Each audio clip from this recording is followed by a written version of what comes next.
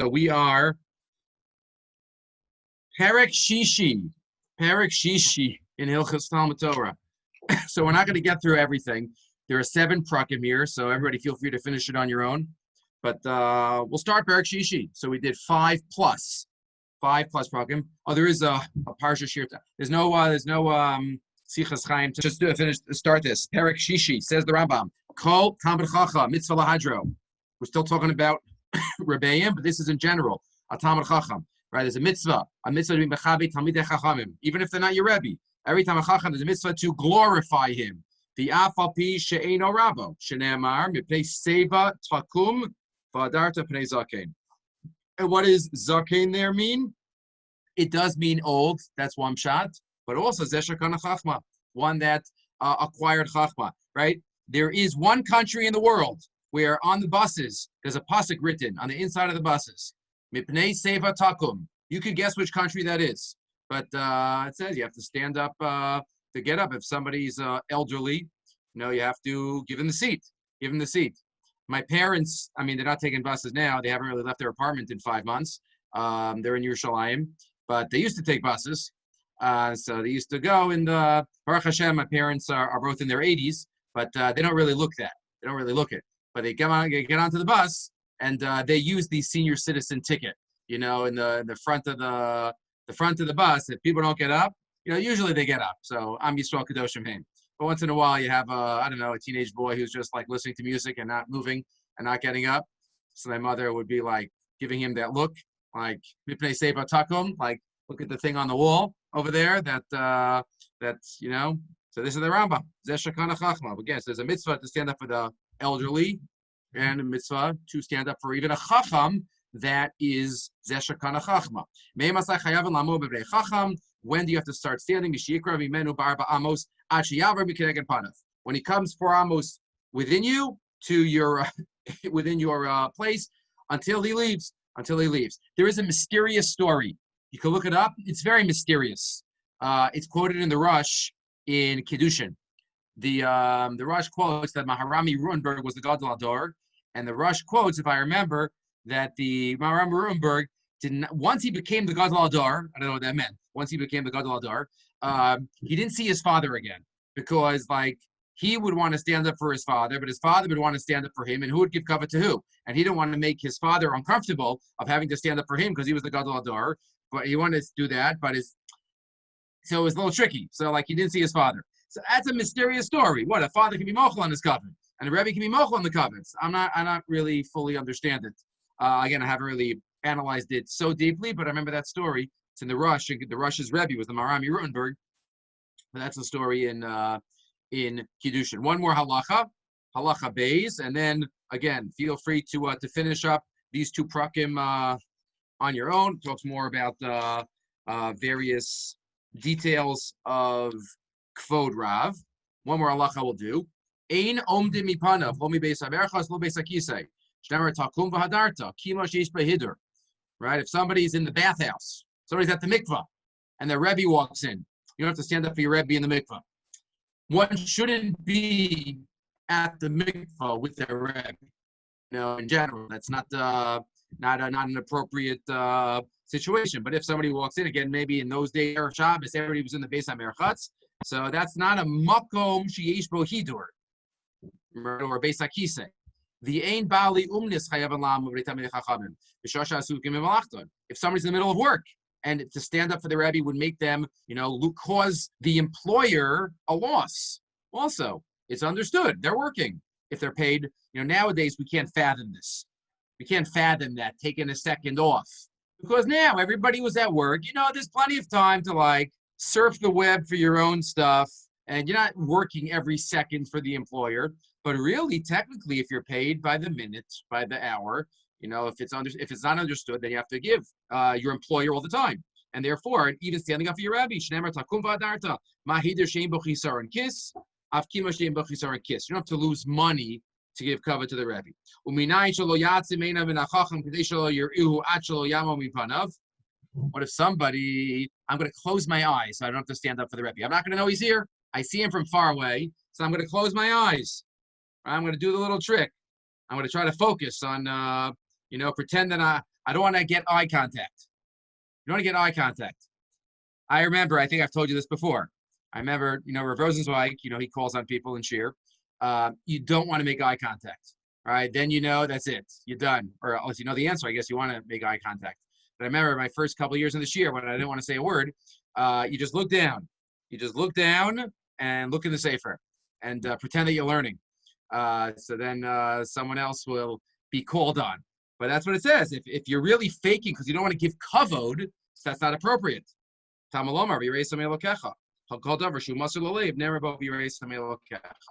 Right? Hashem knows. So again, in that case where you don't have something to say and you're nervous, there's nothing wrong with that. But to pretend that I don't see my father, my Rebbe, a Talmid Chacham, a Zaken, on the bus, the case on the bus, I'm going to be sitting and learning, and I know that I'm not going to learn as well if I have to stand up on the bus, so I'm going to keep learning. But I know there's an elderly gentleman standing, but I'm busy learning. So it's like if I don't see him, so then I don't have to get up. Hashem knows. Hashem says, it's better to sacrifice a little bit. From one's own learning. I don't know why it's hashgacha. I don't know. Somebody just emailed me yesterday, so I just looked this up. I don't know. He says you mentioned in a shiur on such and such a daf in such and such a year, something that the Meiri says that you could sacrifice some of your own learning for the good of somebody else's spirituality. Where's that Meiri? I don't remember anything, but he mentioned the daf that it was on. So I looked in the daf, I looked at my Gemara, I looked at the notes on the side of my Gemara. So it says the Meiri and Shvuas. So the Meiri and Shvuas has a beferish. Meiri and Shvuas and Daf Lamed Hey says even if somebody's own learning is going to be sacrificed, but it's for the good of a fellow Jew, you do it. You do it. Right? Whether it's for a Jew to stand up, whether it's whatever it is. I remember in the olden days when we used to fly on airplanes. I remember sometimes when I was when I did not fly with children, and I actually did some learning on the plane. So you turn the light on, and sometimes all the lights go out. Everybody's trying to sleep, and then I want to keep my light on. I want to learn, but sometimes you feel funny. Because if you look around, if everybody around you are wearing those eye patches, then your light doesn't make a difference. But if some of them are trying to sleep, but it's my learning, but everybody, it's a balance. It's a little tricky. If it's a situation where you're really keeping people up, and it's a time that everybody's sleeping, even if I'm a big tzaddik, Rosh Bahag, and I want to learn the whole flight, so then it's still, I have to sacrifice some if it's going to bother others, and they're trying to sleep. You could go to the back, you could stand up. Okay, you have to try your best. Now you have your phone flashlight. So that's helps out a little bit. That's a little better light. Doesn't bother. Okay, that's the Rambam. Yaakov will take the question, and then we'll get into sugya number 10. Ne'emanas Hav. Yeah. Is it a fair argument to say that person should have something like an eye mask on their face if I want to use the light that's given to me, or is that not a fair argument? That's a good question. I don't know. Do most people sleep with eye masks? Sometimes some people find it uncomfortable. Now probably now we're living with masks on our face. It's a very different world that we live in now.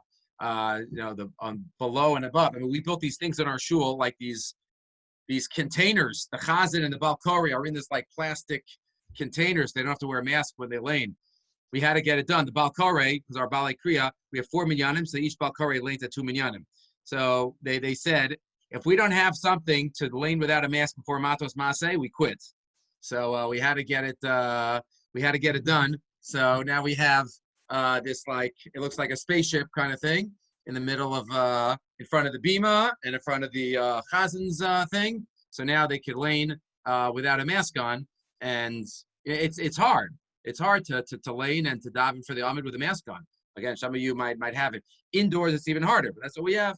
Look, Baruch Hashem, little by little, we have it. We hope that the numbers go down, but that's the plan now. I'll probably just mention. I just thought of it now. I'll probably be doing keynotes on Zoom. It's my guess. I mean, I don't know. It's probably gonna be the middle of the night for those in America, but those in Israel, I'll probably, because it doesn't seem like we're gonna have more than 19 people allowed in shul. So I don't know. I've never done keynotes in my shul. I've always been in camp. So we'll see. My notes are in camp. That's a problem. So we'll see. I have to come up with new notes. And I can't ask Aaron Finkel to get them because it's like in storage in a box in the middle of, in the back. But in any case, Avrami, good to see you. Let's learn some Torah and let's finish up this Chazara. Ne'emanos ha'av. Ne'emanos ha'av. So we're finishing up the next sugyas. The ne'emanos of the father. So the Gemara mentions that the pasuk of Yakir gives special ne'emanos for the father to say who his firstborn is. This is my firstborn. This is my secondborn. Special ne'emanos. So we mentioned towards the beginning of the sugya, right? How are we supposed to understand this? Is this a chiddush? Is this not a chiddush? Because we mentioned, because sometimes you don't need full edus for certain things. Sometimes all it is a gilui milsa. So, for example, to say a piece of meat is kosher or not kosher, we said that might only mean one aid. Remember the Rambam? The Rambam in Hilchos Sanhedrin says to establish whether this is kosher or not, one aid. Eid echanem and bisurin. If after an aid says that it's not kosher, two people see him eat it, he's going to get malchus for that. So it's going to be established with one aid, but it, so you don't need two for establishing identities. So is it such a chiddush that the father could say who the firstborn is? Right. So that's, we said, is unusual, unless you say that really this case is different because it's dinei mamonos. It relates to monetary law, right? Who's going to get the double portion? By mamonos, we always require two. It's not erechanem and bisurin. For monetary law, you always require two. So maybe that's the chiddush, that the father is believed, and he's a karov, and he's a nogea b'davar, but still he's believed. So we spoke a little bit about that.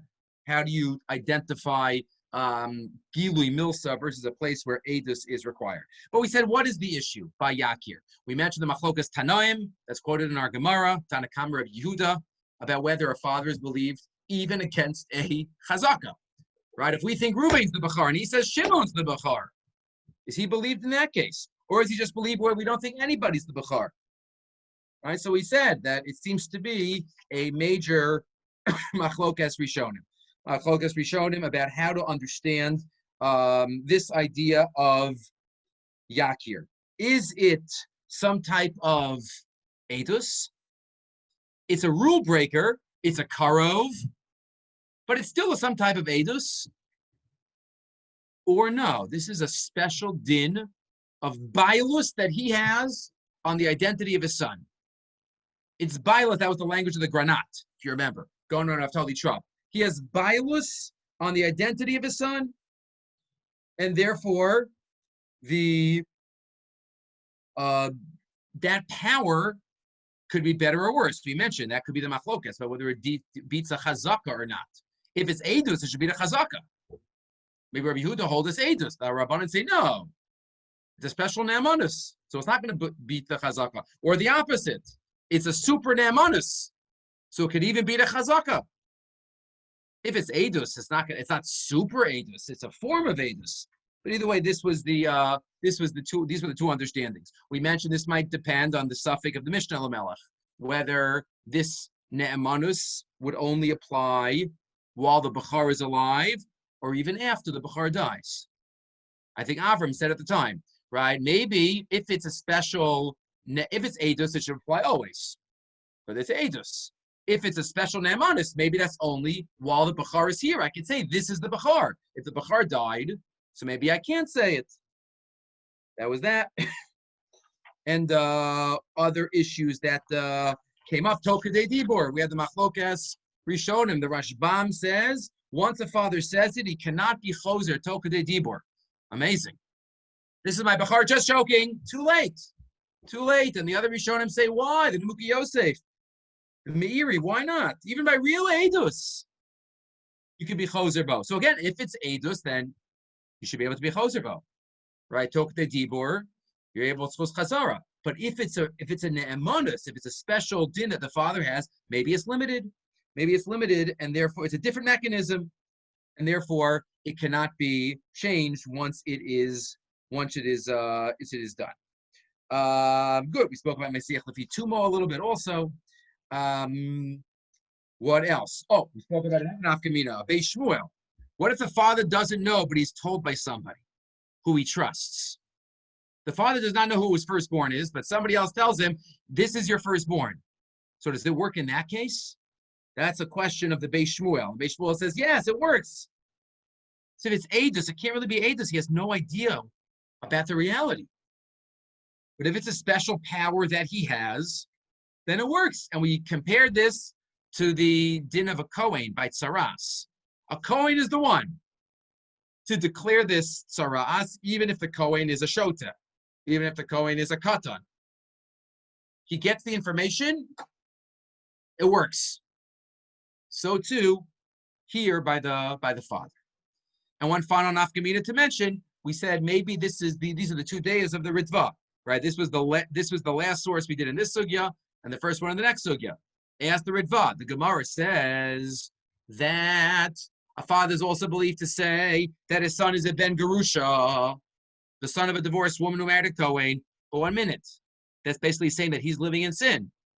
Ein adam meisam asma rasha. You can't self-incriminate yourself. So the Ritva gave 3 answers. Number 1, shogeg. Maybe he didn't know she was divorced. Right? He didn't know. He still has to get divorced now, once he knows. Number 2, gzeres hakasav. Yakir beats ein adam meisam asma rasha. Right, so what are those 2 days about? So maybe it's about our issue. The second day is saying it's a special ne'emanus, and therefore it's a rule breaker. If it's real edus, so then we wouldn't say that. If it's real edus, then we would say it's subject to the rules. That's why you have to say shogeg. So this was the sugya of ne'emanus of a father. But that last ritva gets us into ein adam meisam asma rasha. Everybody still with me? You're still with me, looking around? Okay. Rabbi, Eli, Ephraim, good. Natanel, Dov, Yaakov, Avraham, Eli, Yehuda. Okay. Shalom. Good. So we got into Ein Adam Meisam Atzmo Rasha. Gonna have to stand up because when I'm bending down, I've noticed I cough too much. So I have to hold myself high. Good. So the Ritva says, we have the 3 answers of the Ritva. Why isn't there not a problem? Ein Adam Meisam Atzmo Rasha. Number 1, shogeg. Number 2, gzeres hakasav. Number 3, palginan dibura. Palginan dibura. We split his words. We trust that the son is a ben gerusha, but we don't believe that he's the one that married the woman that caused him to be a chalal. So we spoke about this sugya of ein adam meisam asma rasha. Why is that? So we saw 3 out of the 4 places in Shas where ein adam meisam asma rasha comes up. It starts with the words Adam karov eitzel atzmo. A person is related to himself, ein adam meisam asma rasha, and he can't self-incriminate. The Sma we saw, the Sma says that's exactly the reason for ein adam meisam asma rasha. The Gemara doesn't say it beferish. The Gemara hints to it, but the Sma is the one that says one is because of the other. Ein adam meisam asma rasha, because if I testify about myself, I'm related to myself. So that's why I can't testify about myself. The problem with that shita is that should only work l'ra, not l'tov. Ein adam meisam asma rasha sounds like you can't self-incriminate yourself. It's like something only about bad. If it's karov, you can't say anything about yourself, good or bad. But that's the Sma, and that's hinted to in the Gemara. But we saw at least one Gemara in Ksubis, Taf Yud Ches, that has the principle without that introductory line. It doesn't say Adam Karov Eitzel Atzmo there, just the Adam Meisam Asma Rasha, which then leaves open the possibility that we said that maybe there's a different reason for Adam Meisam Asma Rasha. What are the svaras? What are the different reasons? So we mentioned the Rambam and the Radvaz. Rambam, person is not believed because maybe he's a masochist, maybe he likes pain, maybe he wants to die. He can't self-incriminate himself because maybe he's making it up and he's not in he doesn't have the rights to do that. The Rambam also says gzeres hakasav.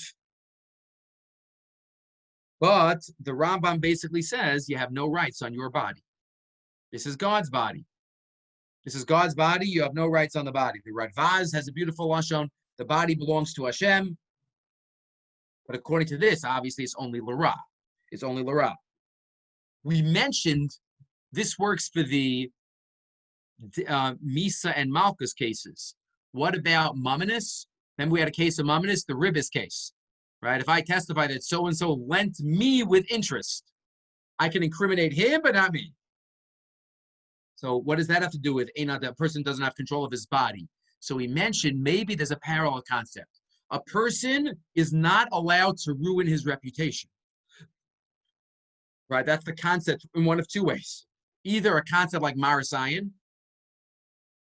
you're not allowed to do things that make you look bad. If you do something bad, okay, we all have taivas, we all sin. But you're not allowed to testify about doing something, that you did something wrong. We won't trust you. You're not allowed to ruin your own reputation. We mentioned we did the Mishnah in Shkalim, right? And Hashkacha, this week's Parsha. V'yisem nikiyim me'Hashem u'miYisrael. Moshe Rabbeinu says to the Bnei Gad and Bnei Ruvain, you have to fight with us. And you have to be clean in the eyes of Hashem and in the eyes of God, in the eyes of Bnei Yisrael. So maybe that's a parallel idea. You're not in charge of your body. You're not in charge of your reputation. That was a third idea. So again, either because Karov or Xeris HaKasav, or your body and your reputation are not your own. We just had one other point before we got to the Lamaisa cases. So why does it mention Karov in all those cases? If Karov is not the reason, so why does it mention Karov in 3 out of the 4 Gemaras? So we mentioned, fascinating, we mentioned that maybe the Karov is solving the Palgina and Dibura problem. The first 3 Gemaras were a case of Palgina and Dibura. We're going to split your Edis. The 4th case, the Ksubis Yurches, had nothing to do with Palgina and Dibura. It was just Edim saying that we signed, we were forced to sign. So maybe the Karov is solving the Palgina Dibur problem. What problem? The Ritva. The Ritva in Yavamis Chafei asked the fascinating question, how could you ever say Palgina Dibura? What about Nimsa Echad Karov Apostle Edusin Betela? Just like if you have a group of witnesses and one is bad, the whole group is rotten. So if you have one person, if part of you say this is bad, we should throw out the whole thing. That's the Ritva's question. And what does the Ritva answer? No. On the other part that we reject him, he's not an aid puzzle. He's not an aid at all. Nimsa Echad Karov Apostle is only if he is an aid puzzle. But here, on the part that we reject from his testimony, it's Ki'ilu we didn't testify. So it doesn't ruin the other half. So we suggested maybe that's what Karov is trying to say. Adam Karvetz al Atzmo, and therefore he's not an aid. Maybe that line is hinting to the Ritva's Yesod, and that's why it's in those 3 Gemaras. But it's not about the Svara for the basis of Eid Adam Mesa Masva Rush. Okay. Then we got into some Lamaisa cases. Question? No. Then we got into some Lamaisa cases about Eid Adam Mesa Masva Russia. Relating to, remember the note of Yehuda, somebody says before they die, I made up the chalitza, I'm really a lefty, I'm not a righty, I did it wrong, I just thought she was holding out for more money. What about a shochet on his deathbed? What about that he trafed up the knives? What about a man or woman that they said they were mezaneh before the end of their life? So we said, they all talk about that Tosfos and Bamitzi on Daf Gimel, where Tosfos says, you would trust Ein Adam Meis Masma Rasha if it's out of tshuva. If Bezdin sees that he's doing tshuva, then you could trust Ein Adam Meis Masma Rasha. He's allowed to mace him, and that's why, let's say he doesn't want to bring a carbon that he doesn't have to bring. So that's what these achronim discuss. Do we say Ein Adam Meis Masma Rasha in these cases? Because if he's trying to do tshuva, maybe we would trust him. Maybe we would trust him. That was one discussion we had. We also discussed a couple of other details of Ein Adam Meis Masma Rasha. What does it apply to Averas D'Rabbanan? That was a machlokas, Rashi and the Ramban, and other related issues. Okay. Next. Again, I'm not saying over every detail again. That's in the notes, but the general try to jar the memory to get some of these ideas rolling in our heads again. Goses. That was also a big topic that we did. Baruch Hashem, we were able to do a number of major topics here in our time together. So the Gemara says that a goseis cannot be makneh. That's all the Gemara says. When a person is a goseis right before they die, they can no longer make kinyanim.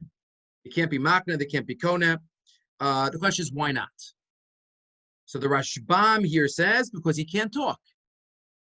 He can't talk. So sounds like from the Rashbam, if he would be able to talk and if he would be able to have das, then theoretically he would be able to. But if you look in Rashi and Kiddushin, the parallel sugya, Eino bar matana.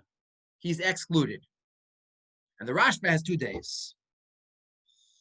So what's the evidence about what a goseis could do or not? So we saw many Gemaras that a goseis is considered a live person for all intents and purposes. That's the first line in Meseches Smachos, right? What's Meseches Smachos about? Avelus, right? It's Lashon Saginor. It's a euphemism, right? So a goseis is called alive, and a goseis could give a get. And even if somebody has their lungs, their throat slit, the Gemara in Gittin said he could give a get, right? If you don't know if he died or not, so then if he was a chola, you could assume he's alive. If he's a goseis, you assume he died. That's why you can't give a get. But if you still know he's alive, he's a goseis, it sounds like he would be able to. So almost every Gemara seems to say that a goseis is alive for all intents and purposes. And that's what many Rishonim hold. The problem is there is a group of Rishonim, Rabbeinu Yoel in the Rosh in Kiddushin, Rashi in Kiddushin, that seem to say a goseis cannot make kinyanim, give a get, etc. So it seems to be beferish against these Gemaras. It seems to be beferish against these Gemaras. So what are these Rishonim, we said? What are these Rishonim, Rabbeinu Yoel Rashi, who say that a goseis can't give a get, a goseis can't make a kinyan? What do they do with all these Gemaras? So the Rosh, right? Remember the Rosh in Nazir on Daf Mem Gimel. The Gemara says that a Kohen is not allowed to touch a goseis. The Rosh says because he's basically dead already.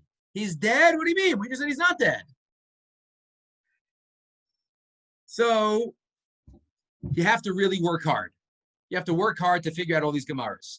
So the Meseches Smachos that a goseis can do everything. If you look at all those examples the Meseches Smachos gives, they're all dvarim de memela.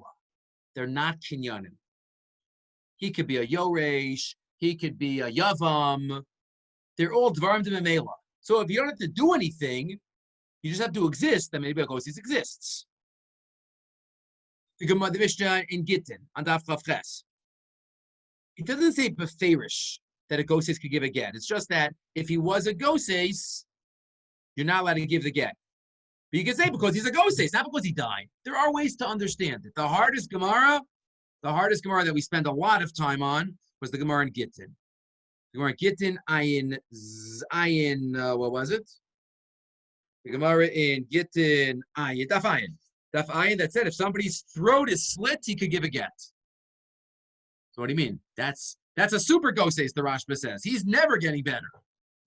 That's the hardest problem. So the Maharit says, our one Maharit. Maybe there's a difference between goseis bidei Adam and goseis bidei Shamayim. A goseis bidei Adam is called alive. And he could give. That's the Gemara in Gittin. But the goseis bidei Shamayim, that's what those other Rishonim were talking about. Goseis bidei Shamayim is considered dead, and that's why he can't give.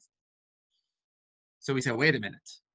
The Maharit quoted a Gemara, but if you look closely at that Gemara, he might be pulling the wool over our eyes. Because if you look in the Gemara in Sanhedrin Ayin Ches, which is machalik between goseis bidei Adam and goseis bidei Shamayim, it's in the opposite direction.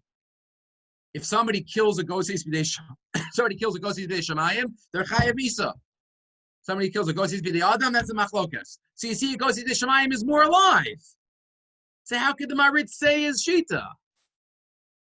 It's exact opposite of the Gemara. So we explained at length in a whole shiur, maybe not. That Gemara in Sanhedrin might not be telling me that a goseis bidei Shamayim is more alive. There was one place in my notes that it was opposite. I don't know if you caught, there was a mistake. If you look on the page of my notes that starts off on top, their strongest proof. There's one place on there that Shamayim and Adam are, you can see it. It should be flipped. Anyway, so maybe that Gemara in Sanhedrin is not telling me that a Gosis B'dei Shamayim is more alive. It's just a special din in murder. If somebody murders a Gosis B'dei Adam, they're not Chayiv Misa. Not because the Gosis B'dei Adam is more dead, but because there's already a culprit. There's already a murderer, somebody else. So you're not going to be Chayiv for murder. But a Gosis B'dei Shamayim, you will be. But not because the Gosi B'dei Shamayim is more alive. And how does this help us? Because the Russian Nazir we saw also says like the Maharit. Remember that Gemara in Nazir all the way at the beginning on Dav Dalid. The Gemara says Shimshon made them into Gosesin. That's why he wasn't Tamei Mace. But you're not allowed to touch Goses, a Kohen or a Nazir. What does the Rush say there? And the Shidduch Mekubet says, Gosis B'dei Adam you're allowed to touch. Gosis B'dei Shamayim you're not allowed to touch. So again, Gosis Shemayim again. It's exactly the opposite of the Gemara in Sanhedrin. Sounds like Gosis Shemayim is more dead. So what do we answer? Yes, Gosis Shemayim is more dead. Gosis B'dei Adam is more alive. Why? So we saw either as we just explained, is it a din in the murder if somebody's already labeled as a murderer, or we saw the Avnei Nezer. There's a difference between the Malach HaMaves and someone else killing. I'll pick Kabbalah here. The Malach HaMaves, Gosis B'dei Shamayim, then, right when it starts, so then it's, the Malach HaMaves has already started. There's already Tumah. Gosis B'dei Adam, it's an external, the Malach HaMaves didn't start yet, so maybe until he actually dies, he's not dead. So we use that to help explain the chiluk of the Maharit and how the Maharit does not argue with the Gemara in Sanhedrin. And just at the end of the sugya, we said two other yesodos. Number one, we said, so what's the svara? Why would you consider a Gosei dead? He's breathing. He's alive. So we said four ideas. Either, number one, because we don't assume that he's in his right mind. That's why he can't do kinyanim. Because he's a Goses. Number two, the Maharit himself. We said beautiful. He's somewhere in the middle. He's not dead, but he's not fully alive. So depending on which halacha you're talking about. Some things require full life. Some things require as long as you're not dead. But he's somewhere in the middle. That was the Maharit, and that reflects that gesisa and death is a process. It's not a one-time moment thing. The death process, that's what that Maharit reflects. Number three, we said maybe it's a low plug, right? Just like a katan. You could have an Einstein when he's 12 years old, still can't count for a minion. He's still a katan. So maybe all gosasin are excluded because most of the time they're not in control. So too, we would say, even in a certain situation where they're in control, we don't allow them to perform a kinyan. That was number three. And number four, we said maybe Rav Asher Weiss, all kinyanim require bailus. Bailus requires an ability to express bailus. A Goses can't express his bailus. So maybe that's why bailus is tainted, and that's why he can't do kinyan. The last point we made, the last section was the Radvaz. The Radvaz suggested, again, it's against some Rishonim that we have, but the Radvaz says maybe this Shita of Rabbeinu Yoel and Rashi is only by get versus kinyanim. They can't do kinyanim, but they can give a get. It's easier to give a get when you're a Goses because you don't really need a kinyan. That is the Radvaz. This Radvaz was made famous. It wasn't made famous, but the Shita was the Ksos. It's known as the Chiddush of the Ksos. But here's the Radvaz. The Radvaz was 300 years before the Ksos. Right? The Ksos says that get is not a kinyan. It's a nesina. Two nafkaminas, the Ksos says. That's why you can give a get on Yisurei Hana. You can't kone Yisurei Hana. If I write a get on something that was used for Avodah Zarah, it's Asur Bana, it still works as a get. You can't have Zechiyah be Yisurei Hana, but it's a nesina. That's one nafkamina, Yisurei Hana. Know these two nafkaminas, Yisurei Hana, and number two, is bayin ke'echad. The principle of Gita v'yada bayin ke'echad, right? One of those asterisks that we spoke about yesterday goes next to this ksos. This is a shas ksos, right? The ksos, that's it, but it's really a radvaz. But it's that the ksos says, how does the woman get the get? She doesn't have her shus until she gets the get. So it's like a circular problem. That's the principle of bayin ke'echad. It comes at the same time. You get the get and a rishus at the same time. That only applies here because it's not a kinyan, says the ksos. It's an asina. And because it's an asina, not a kinyan, that's why it would be good. That's against the Tosfos Rid. We mentioned the Tosfos Rid, which says, but favors, it is a kinyan. It is a kinyan. But the ksos is like this radvaz. I'm not going to review it again, but I told you that really cool vart from about the beginning of Meseches Machos, about the Brisa there and the Tosfos, about Hashem being Matame. But that was fun. But I'm not going to review that right now. Okay, that was the Nachlas Yaakov. Weiter. What else can we talk about? The next sugyas are the most recent. We spoke about the psul of Karov. The psul of Karov. So we spoke about why is a Karov puzzle. We spoke about a grandfather and a grandson, Mar Baravashi, a great uncle and a great nephew. That was how we got into the sugya. But we spoke about what is the problem of Karov. So the pashtus of the problem, that's the Gemara in Sanhedrin on Daf Chav Ches. The pashtus is that Nogeh b'davar, right? I'm going to lie for my Karov. I'm going to lie. It's a shash sheker. Mikravata. That's a lashon of the Gemara. Mikravadaita. The problem is Ba'asra Kufnun Tes. Right? What does it say there? Moshe and Aaron can't testify together. There's no shash sheker there. Moshe and Aaron are not lying. So it sounds like they're sarcastic. Shash sheker, sarcastic. Which is it? Two very different ideas. So maybe it's a machlokas. Maybe it's a machlokas, and if it's a machlokas, then maybe you have nafkaminas, right? Or machlokas between the Rashbam and Tosfos, whether a great grandfather and a great grandson can testify for each other. Rov Rishonim say yes. Rashbam says no. Great grandfather, right? Is that a great grandfather and a great grandson? Are they kosher to each other? Rov Rishonim say yes, they are. But the Rashbam says no. So maybe that machlokas is. Is it based on shash sheker? Then maybe only 2 generations. If it's a psul karov, xeris hakasavs, then maybe every generation goes into the shoes of the one beforehand. We mentioned that as an nafkamina. And other nafkaminas, what about gerim, brothers? They're technically not related, but they love each other. So it could be a machlokas, but we said we'd rather not say it's a machlokas because it's 2 gemaras. We'd rather put it all together. So we said maybe it's really about Xeris HaKasav, like the Gemara says about Basra. Why is Karov possible? Because the Torah says so. A Karov can't testify, like Moshe and Aaron can't testify. What about the Gemara in Sanhedrin?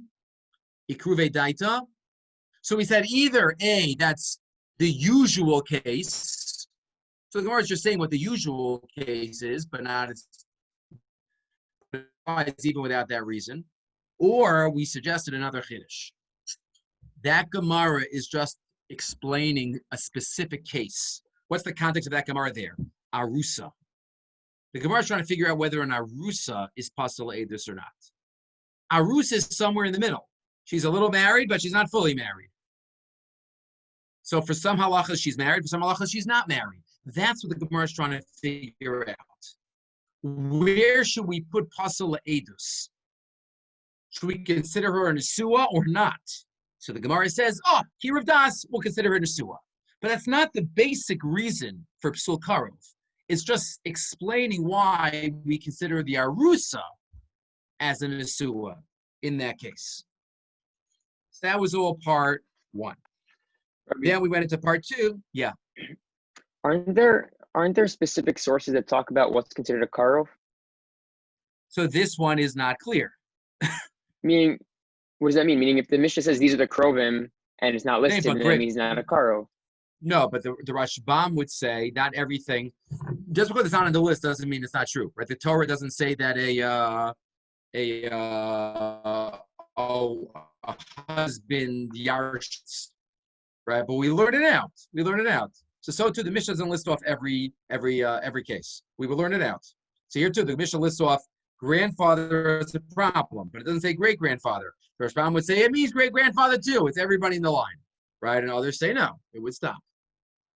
So then we go into, what about grandfather himself? We spoke about the Maharik, the much discussed Maharik. Maharik who says there's no covenant for a grandfather.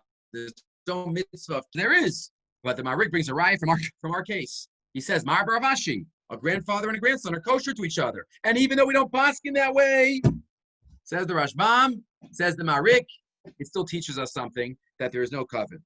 And he brings a raya from the Rashi in Makos. Remember that Rashi?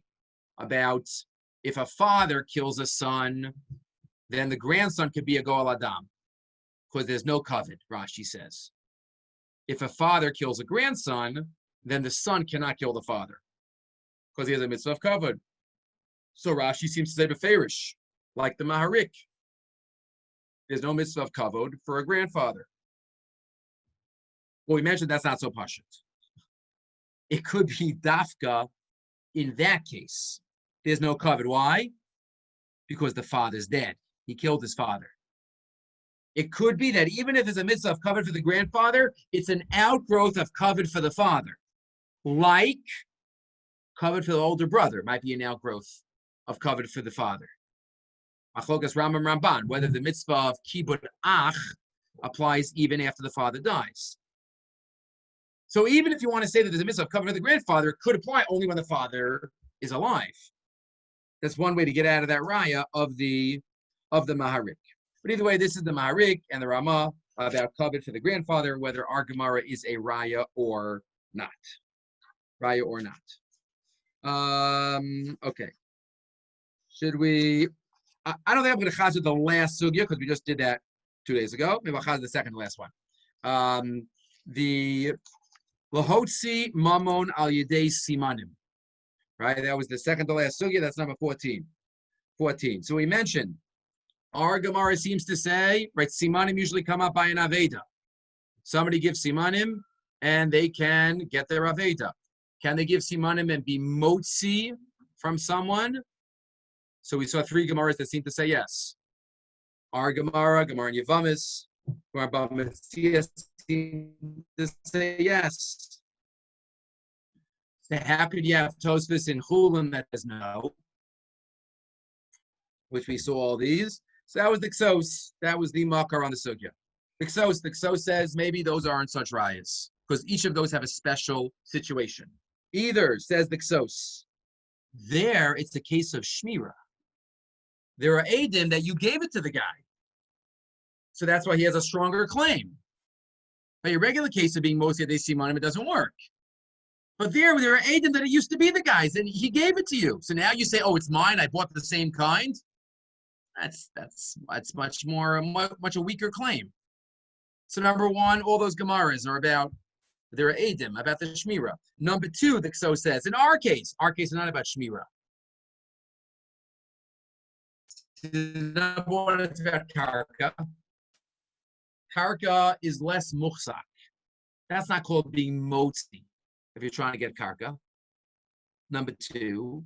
And finally, number 3 says Exos, maybe what about our case is also not about only about Karka, it's about a coat, about gold, Aveda. Even though our Gemara doesn't say it, says Exos, maybe our Gemara is about an Aveda, nobody's muhsak. Just bringing, the blind man is just bringing rayas that this thing, how much this weighs and how much this long this is. So again, he knocks out the fact that there is a chazaka, right? It's about an aveda. That idea also connects to the question of the Pnei Yoshua.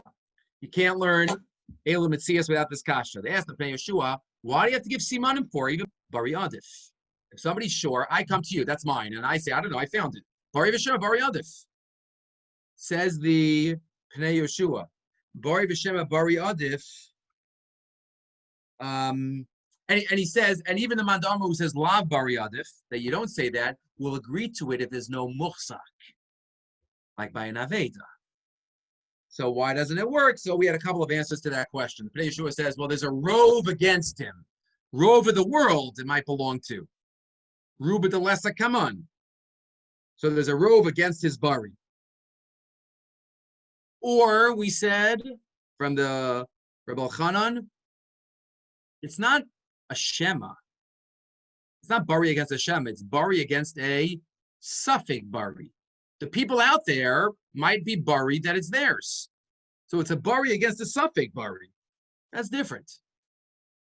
That's different than against bari v'shema. Or, one final answer from the Stipler we gave, bari only works if you're for sure the Baal Din. Here we don't know if you're the Baal Din. So we can't call this a case of bari v'shema.